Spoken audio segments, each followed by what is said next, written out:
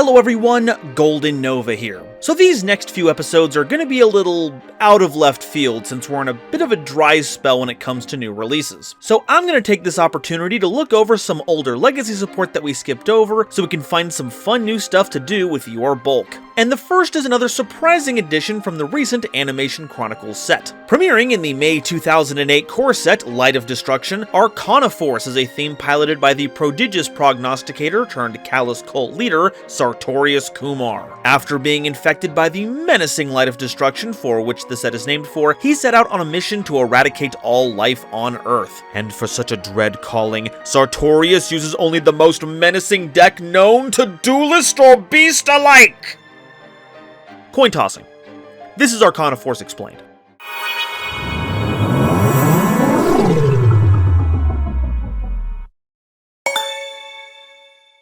Today's episode is brought to you by my lovely patrons and the fine people over at Dragon Shield. If you want to protect your cards with the strongest scales on the market that even come with their own lore while supporting the channel, use my affiliate link in the description. So what's the deal with Arcana Force? Well, they're a series of light attribute fairy-type monsters based on the major arcana from the hit game series Persona. Weird that Atlas let them use their property like this, but that's neither here nor there. The main draw is that they have two different effects, but only one of them is applied at any given time, depending on the results of a coin flip when the monster is summoned. This was made to emulate the fact that each of the major tarot has two meanings, and the one you take from it depends on whether the card was revealed upright or inverted. This manifests as many of the Arcana Force monsters having a positive and negative effect. So you could end up with a monster that's kind of above the average for its level, or a card that ends up dragging your whole theme down. It's really all up to chance. So make sure you get your luck stat buff before playing this deck. Let's start things off with Arcana Force 0, the Fool, a level 1 monster with 0 attack and defense that can't be destroyed by battle.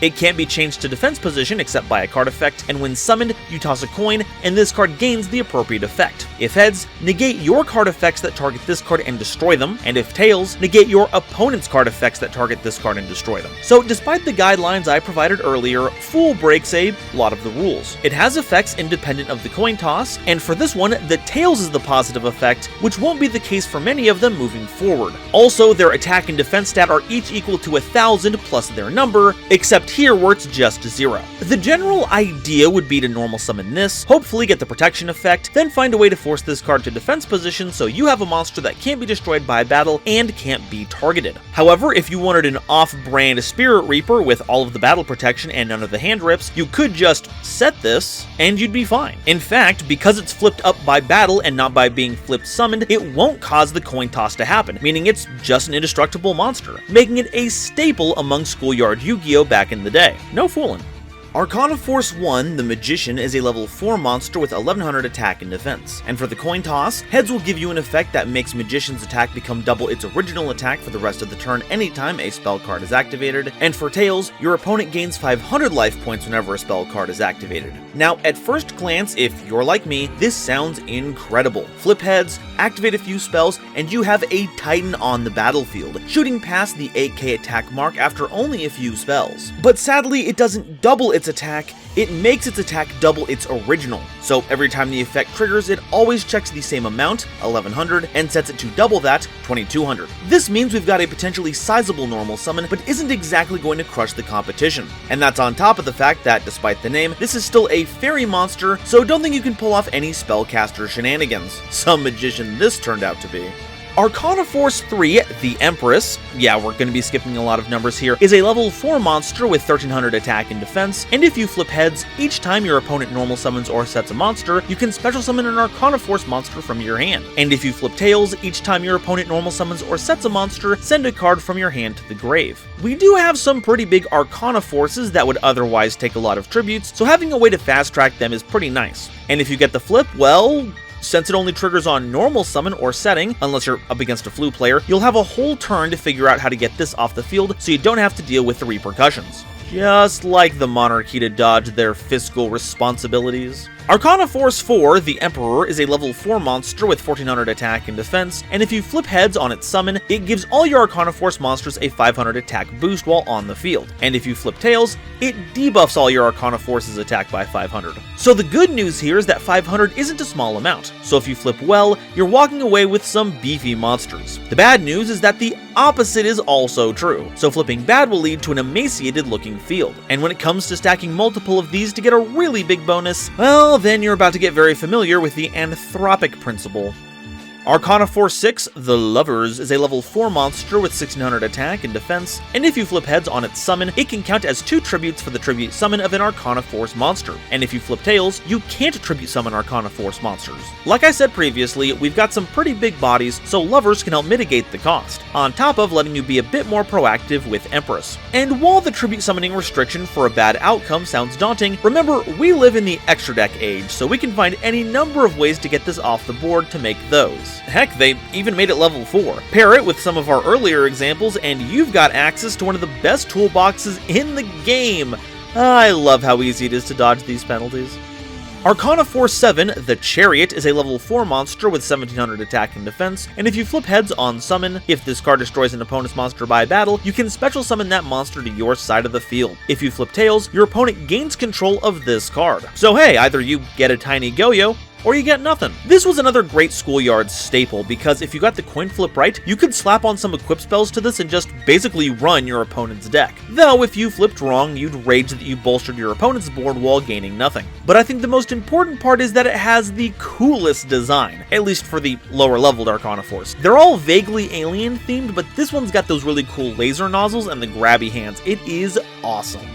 Arcana Force 14, Temperance, is a level 6 monster with 2400 attack and defense, and during damage calculation, during either player's turn, you can discard this card to take no battle damage from a battle. And when summoned, if you flip heads, all battle damage you take is halved, and if you flip tails, all battle damage your opponent takes is halved. Now, the messed up thing here is that this is not quite as reciprocal as it may seem, because if you're the one taking battle damage, odds are your opponent also has a monster that can run over Temperance, and just like that, your luck is no longer helping you. But if they're the ones taking half battle damage, they aren't really incentivized to remove Temperance on their own, meaning it's up to you to handle it. Now, we have talked previously about how easy it is to do that. In fact, the level 6 is a very sought after trait nowadays, but if you're going through the effort of getting a higher leveled monster onto the board as opposed to a lower leveled one, you'd want those effects to actually work for you. Though I suppose this does maintain its flavor, since how impactful your card will be is going to be determined by the Wheel of Fortune. Thankfully, it does have a hand trap effect, so it is a little bit reliable. Just make sure to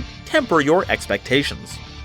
Arcana Force 15, the Fiend, or the Devil if you're not a coward, is a level 7 monster with 2500 attack and defense, and you can discard this card to add a light barrier from your deck or grave to your hand. When summoned, if you flip heads, when an attack is declared involving this card, you can target a monster on the field and destroy it, and if you do, inflict 500 damage to your opponent. If it's tails, when an attack is declared involving this card, you destroy all monsters on the field, and this is mandatory. Now, as far as I can tell, the light barrier effect was tacked on, which thankfully gives us access to the deck's field spell, which in turn helps to mitigate our theme's random chance. But the rest of the card is basically the same as the show, which I find fascinating, because both effects are actually pretty good. You either get spot removal on attack or by being attacked, or you get to be a dark hole under the same circumstances. And that's the kind of balancing I thought I'd have to see on a modern rework. Maybe Sartorius was onto something after all. Nah. Arcana Force 18, the Moon, is a level 7 monster with 2800 attack and defense, and if you flip heads on summon, during each of your standby phases, you summon a Moon token, which is a level 1 light fairy monster with 0 attack and defense. And if you flip tails during each of your end phases, select a monster you control and give control of it to your opponent. So despite a huge stat line, I've gotta say it's pretty lacking. Having to wait until your standby phase to get a dinky little token was already pushing it back in the day. Like, maybe it gets you a blocker or you can use it as tribute fodder, but the downside of having to give your opponent one of your monsters during your end phase, meaning they get their benefit long before you'd get yours, is patently absurd. And sure, you can give your opponent Moon, hoisting it onto their field so it's their problem, but now they've got a 2800 point body that they can use as they please for their entire turn until they use it for something. I hope we're getting an update or retrain to Arcana Force sometime soon, because I could certainly go for a new Moon. Arcana Force 21, the World, is a level 8 monster with 3100 attack and defense. If you flip heads when summoned, then during each of your end phases, you can send 2 monsters you control to the grave to skip your opponent's next turn. And if you flip tails, then during your opponent's draw phase, they add the top card of their grave to their hand. Now, this card right here has single-handedly caused some of the most unfun Yu-Gi-Oh! To ever happen, and it's not even a competition. Cause like, let's assume everything goes right. There's no reason to play this card and not build it in such a way that you're focusing on using its heads effect to FTK your opponent. You cobble together an engine that gets this out ASAP, ensure that you get the heads effect, then make sure you have the fuel every turn to make sure your turn skip effect goes off, effectively keeping your opponent from playing anything that isn't spell speed too. But if things go wrong and you get tails, it isn't much better, because it even just being in the game forces both players to do something that no one really wants to do in the game, and that's making sure the graveyard order stays intact. Like, sure, that is a rule, but no one really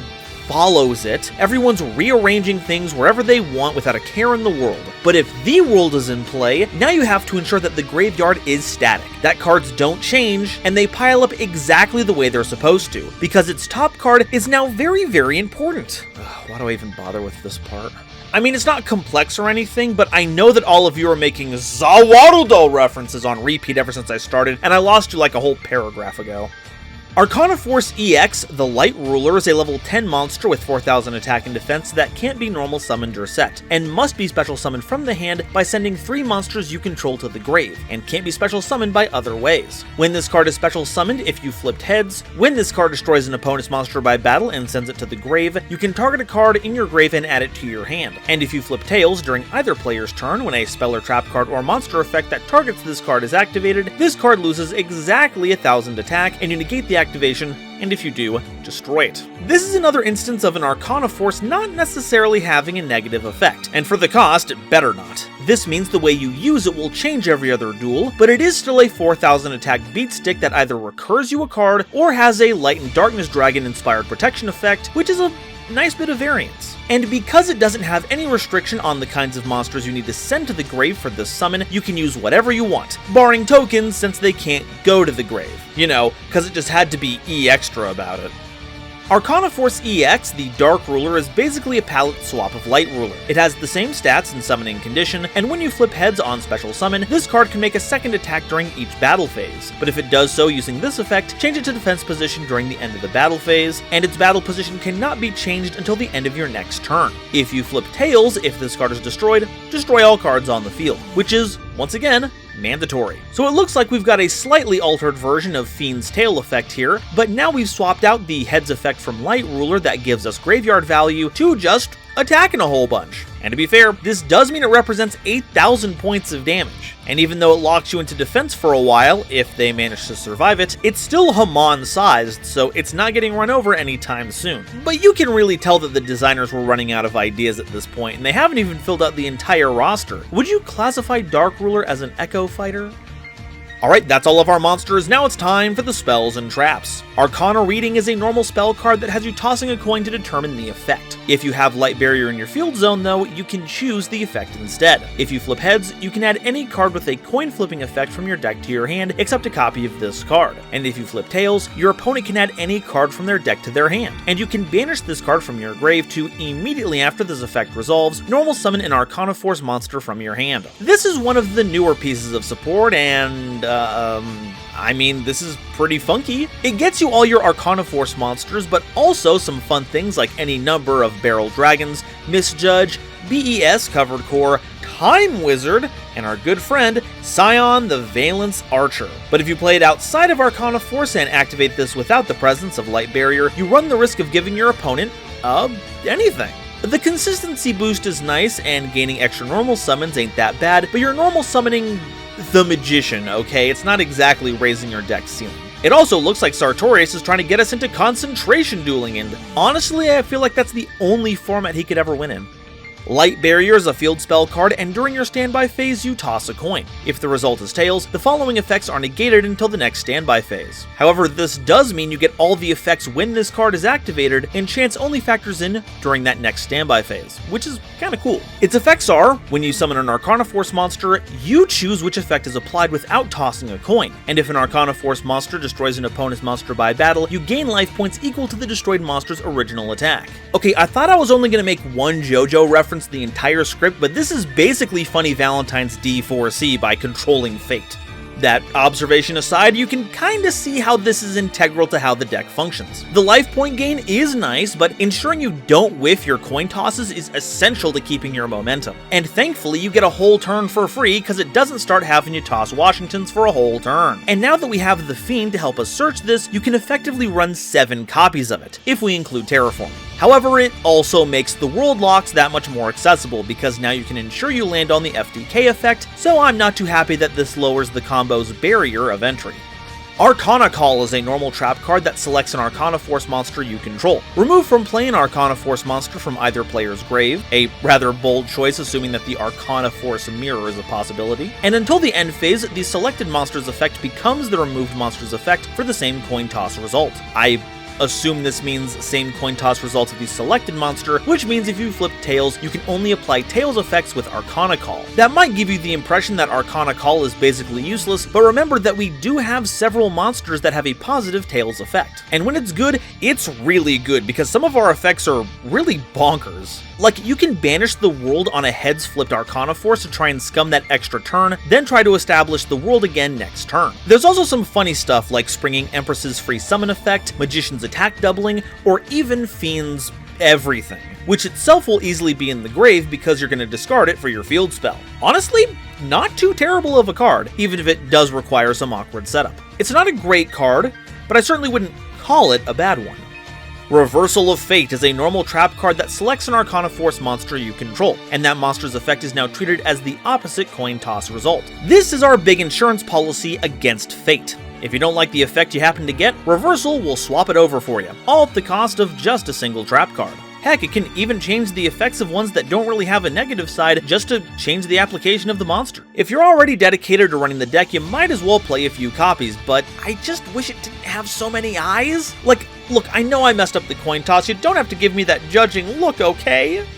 Alright, so I never do this, but Arcana Force doesn't have a lot of cards, and Duel Links sometimes introduces exclusive cards, and I guess they needed something to spice up Sartorius, so we'll briefly go over them. I say briefly because I want to spend as little time as possible talking about the Material Lord, the Spiritual Lord, and the Sky Lord, because it's really just an arbitrary chain of cards meant to cheat out the Light Ruler. But it takes so much setup to pull off, so at that point you might as well just summon it normally. I mean, there is a skill that just gets you the Material Lord right from the start, but you still have to go through the whole process. It's just not worth it. The card I'm actually interested in, though, is Arcana Force 12, the Hangman, a level 6 monster with 2200 attack and defense. When summoned, if you toss heads, then once per turn during your end phase, you target a face-up monster you control, destroy that target, and if you do, take damage equal to its attack that it had on the field. And if you toss tails, it does the same thing, but targets an opponent's face-up monster and burns them. So we've got another monster we want to see reversed, and is just free removal at the end of each turn, and even helps close out the game by doing a potentially whopping amount of burn damage. Here's hoping that we get these imported into the TCG soon. I mean, they can't just leave us hanging like this, can they? Alright, that's all the Arcana Force cards, but what do we do with them? Well, I feel like you can either play this deck to enjoy the thrill you get when fate takes the wheel, or you don't want anyone to do anything and just stunlock your opponent into oblivion. I can't really help with the first one since your fun is all your own, so what can we play to help with one of the most unfun states the game has ever produced? Well, assuming we've gotten Light Barrier into rotation, the next step is getting the world onto the board. And a really easy way to do that is with Valhalla, Hall of the Fallen, because as long as you don't control any monsters, you can just drop this out of your hand, no problem. And heck, it's even searchable with Hecatrice. Celestial Transformation is also a temporary method, because you can stack the triggers to let you use the turn skip effect, but then you'll lose the world, so you'll have to find another way to get it onto the field. Arcana Call can actually be really clutch in this scenario, as it'll let another Arcana Force act in its place, and since you have to banish it for call, you can then bring it back with a different dimension reincarnation, or Miraculous Descent, whichever tickles your fancy. But we're also going to need a constant source of material to make it function. Now, I'm of the opinion that any engine worth its salt is going to give you a consistent enough flow of monsters to make this work. But that's a lot of talk, and not a lot of me labbing out to Arcana Force for hire. So let's find something a little more conventional. Of all the combos I've seen, the Strike Ninja one seems most feasible. Not only is Strike Ninja searchable by reinforcement of the army, the required DD Scout planes work very well with Allure of Darkness to help dig up our combo pieces. Here's how it works. You use Strike Ninja to banish 2 DD Scout planes from your grave for its effect. Then, during the end phase, those Scout planes come back, along with the ninja. The world will send the scout planes to grave for its effect, and then it's back around to your turn. With the planes now firmly in your grave, you can banish the scout planes again with Strike Ninja to banish it, and congratulations, you just performed a perfect loop that wins you the game.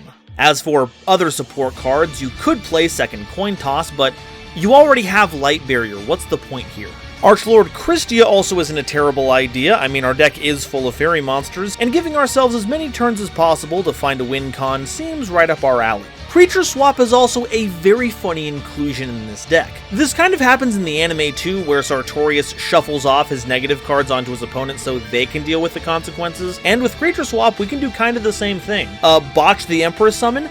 Cool, now you can make your opponent lose cards out of their hand using their own effect, so Dark Worlds don't even trigger off of this, because it sends. Now, as for a silly tech pick, you've gotta be playing Dual Tainting. If you can manage to toss 5 coins in a single turn, that gets you 2 whole draws. I mean, yeah, you could play Pot of Extravagance to do that. It's not like your extra deck is gonna do a whole lot of work for you, but it's about the entertainment factor here. If you're going out there to play Arcana Force for any reason, outside of fishing for auto wins, it is your duty to play Dual Tainting, get a crowd fired up, and flip as many coins as possible like it's your job. Well, it's been a while since I've made an appearance here, but believe it or not, I actually have a tech pick of my own for this deck.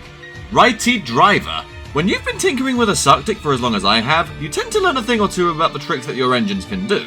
And Righty Driver's trick in this case is assembling the fodder you need to summon the Light Ruler or the Dark Ruler all by itself.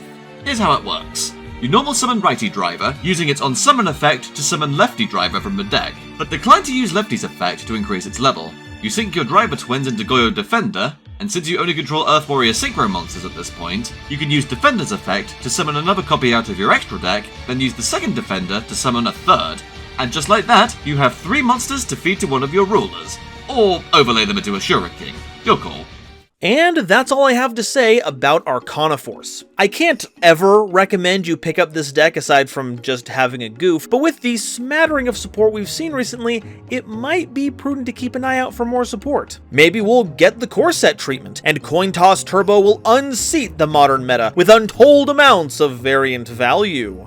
Or they'll flip tails and get erased from the database. Who knows? But now, I want to hear what you all have to say. Are Arcana Force heading towards a brighter future, or are they getting a tail end of the deal? And which one is your favorite? I know I went to bat for Chariot, but Fiend's design is looking pretty clean. And while you're down there, make sure to like, subscribe, and share this video with somebody you know who loves Yu-Gi-Oh! It really does a lot to help me out. Today's episode was brought to you in part by Dragon Shield. When you want to protect your cards with the power of dragon scales, get some sweet lore for them, and support the channel, check out my link in the description to get started. Today's episode was also brought to you by my lovely patrons, including this month's illustrious Quasar Commander Green Knight, Nebula Navigator's 3rd Dynasty, Ada Basilisk, Adam Zajdel, Andrew Newman, A Random Pup, Avi Chali, Kane Senpai, Chibi Gohan, Danny Bound, Divine Dragon Felgrand 4123, Eric, Aaron the World Breaker,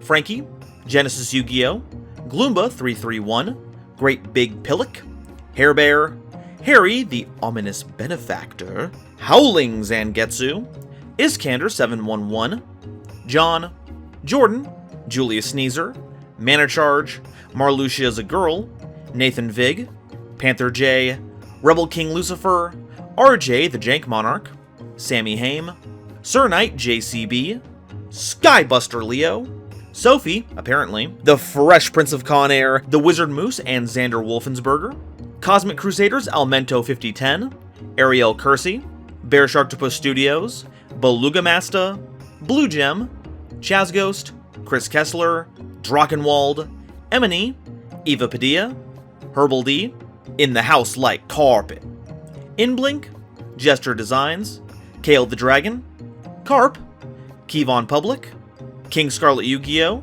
Lord Whoop-de-Doo, Manga Pages, Marion James E. Picata, Matt Simmons, Mega Combi, Michael Shimabukuro, Nadia McCarthy, Nitromo, Ruxith Sarani, Shizuki Nijimura, Star-Lord 777, Stephen Williamson, The Legendary Raven, Tucker Ordorn and Zal Dureka, as well as the lovely Starlight Explorers you see on screen now. If you'd like to be a part of these credits, get my videos early, join in on the monthly custom card review stream, and, of course, support the channel, please consider checking out the link to my Patreon in the description or becoming a YouTube member. And if you'd like to see another video about another deck where Chance is chief, check out this video I did covering Sylvans. Thank you all so much for watching, and I'll see you next time. Bye-bye.